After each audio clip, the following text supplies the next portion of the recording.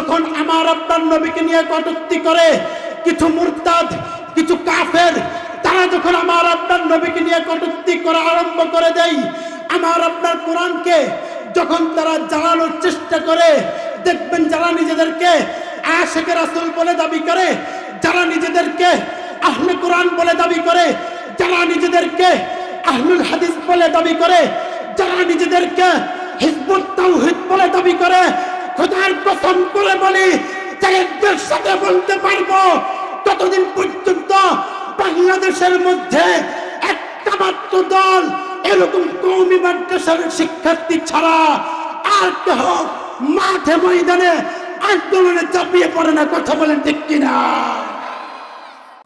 সারা বাংলাদেশের মধ্যে একটা জনগোষ্ঠী বের হয়েছে, সেটা হলো কাদিয়ানী জনগোষ্ঠী। জানেন আপনারা? হ্যাঁ, এই কাদিয়ানী জনগোষ্ঠী তারা মুসলমানদের শত্রু নাকি বন্ধু? শত্রু বলে কাদিয়ানী থাকছে বাংলাদেশের মধ্যে, তো কি হয়েছে আপনাদের প্রশ্ন আসতে পারে। এই গোলাম আহমদ কাদিয়ানী হলো একটা মূর্খ লোক। সে অশিক্ষিত, তহসিলদারির কাজ করত। ইংরেজের বাচ্চারা তাকে ব্যবহার করেছে মুসলমানদের ভিতরে বিভ্রান্ত তৈরি করার জন্য। আর এই গোলাম আহমদ কাদিয়ানী যখন সে মুসলমানদের ব্যাপারে সমান তালে তারা বিষোদ্গার করা শুরু করে দিয়েছে। কিরকম?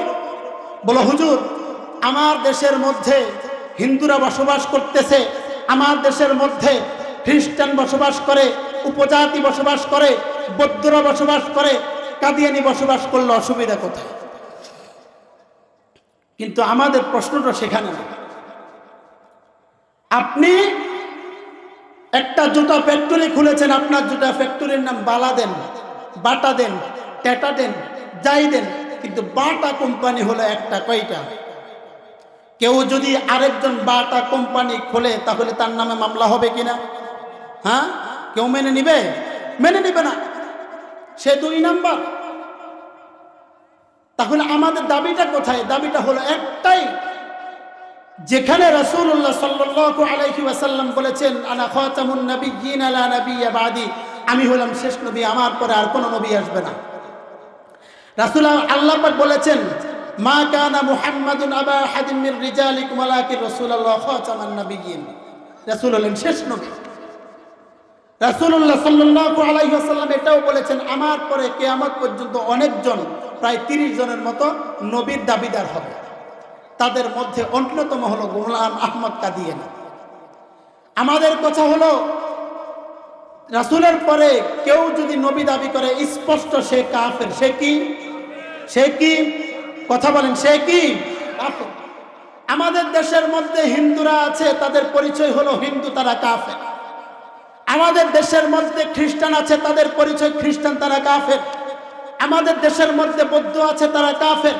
উপজাতি আছে, তারা কাফের। আমরা যারা শুধুমাত্র আল্লাহ পাককে মানি, আমরা হলাম মুসলমান। তেমনি ভাবে আমরা যারা মুহাম্মদ সাল্লাল্লাহু আলাইহি ওয়াসাল্লামকে নবী হিসাবে মানি, আমরা হইলাম মুসলমান। যারা আমাদের নবীকে নবী মানবে না, স্পষ্ট ঘোষণা, তারা কাফের। কাফের। কথা বলেন ঠিক কিনা? আজকে আমরা আমাদের প্রধান উপদেষ্টার কাছে একটাই দাবি জানাইতে চাই, বাংলাদেশের মধ্যে কাদিয়ানী আছে, কিন্তু তাদের ভোটার আইডি কার্ডের মধ্যে মুসলমান লেখা থাকতে পারবে না। কথা বলেন ঠিক কিনা? তাদেরকে কাফের প্রকাশ্যে ঘোষণা করতে হবে। কথা বলেন ঠিক কিনা? যেই ব্যক্তি কাফেরদের পক্ষ নিয়েছে, যেই ব্যক্তি তাদেরকে কাফের বলবে না, যারা কাদিয়ানীদেরকে কাফের ঘোষণা করবে না, আমরা বিশ্বাস করি তারা নিজেরাও কাফের। কথা বলেন ঠিক কিনা?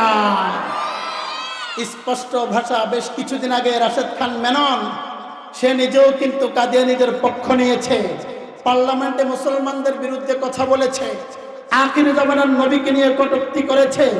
আমি দৃঢ়ভাবে বিশ্বাস করি, বাংলাদেশের মধ্যে যতদিন পর্যন্ত এরকম প্রতিষ্ঠান দাঁড়িয়ে থাকবে, এরকম মাদ্রাসা থাকবে, মাদ্রাসার তালেবুল ইলমরা থাকবে, খোদার কসম করে বলি, এই বাংলার জমিনের মধ্যে জীবনে কেহ কাদিয়ানী হয়ে নিজেদেরকে মুসলমান দাবি করতে পারবে না। কথা বলেন ঠিক কিনা? যতদিন পর্যন্ত বাংলাদেশের মধ্যে এরকম মাদ্রাসা থাকবে, জামিয়া নূরিয়া প্রতিষ্ঠিত থাকবে, বাংলাদেশের জমিনের মধ্যে যেমন কেহ কখনো আমার নবীকে ব্যঙ্গচিত্র করতে পারবে না। যদি ব্যঙ্গচিত্র করতে চাই, বাংলাদেশের জনগণ তাদের জিহ্বা খুলে রাস্তায় নিক্ষেপ করতে একটাবার চিন্তা করবে না। কথা বলেন ঠিক কিনা? আমরা দৃঢ়ভাবে বিশ্বাস করি, যতদিন পর্যন্ত আমার দেশের মধ্যে জামিয়া নূরিয়ার মতো প্রতিষ্ঠান প্রতিষ্ঠিত থাকবে, ততদিন পর্যন্ত খোদার কসম করে বলি, কেউ আমার আপনার মহাগ্রন্থ আল কোরআনকে জ্বালাইতে পারবে না, পড়াইতে পারবে না, অপমাননা করতে পারবে না। কথা বলেন ঠিক কিনা? তাহলে আমাদের বিশ্বাস হলো, যতদিন পর্যন্ত বাংলাদেশের মধ্যে এই প্রতিষ্ঠান থাকবে, তাহলে আমাদের নবীর ইজ্জত আব্দুল হেফাজত হবে। কাদিয়ানীরা তাদেরকে কাফের ঘোষণা হবে ইনশাআল্লাহ। আমার আপনার কোরআনকে নিয়ে আজ পর্যন্ত কেউ অপমান করতে পারবে না, জ্বালাইতে পারবে। দেখবেন অনেকে নিজেদেরকে আশিক রাসূল বলে দাবি করে, অনেকে নিজেদেরকে আহলে হাদিস বলে দাবি করে, অনেকে নিজেদেরকে বিভিন্ন ঘরানার মুসলমান বলে দাবি করে। আমি তাদেরকে ছোট করে বলছি না।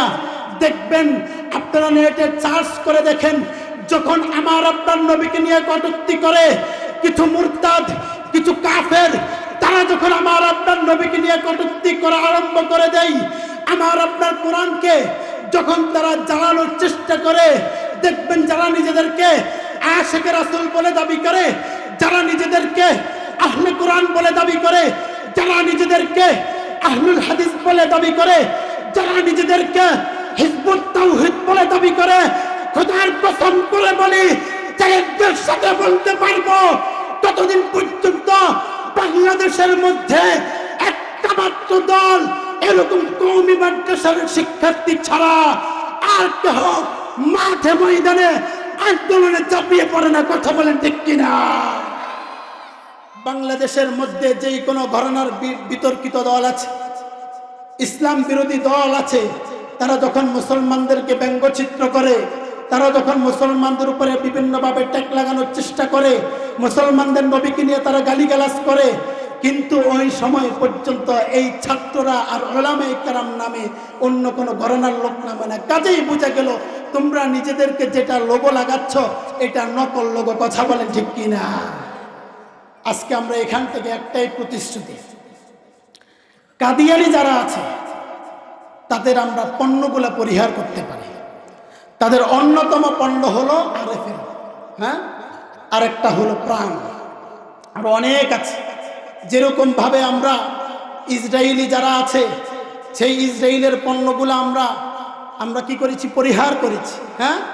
আমার দৃঢ় বিশ্বাস, আমরাও যদি কাদিয়ানীদের এরকম পণ্যগুলা পরিহার করা শুরু করে দিই, ব্যবহার না করি, তাহলে তারাও বেশি দিন টিকতে পারবে না। এভাবে তো আমরা করতে পারি না? আস্তে আস্তে করে চেষ্টা করেন।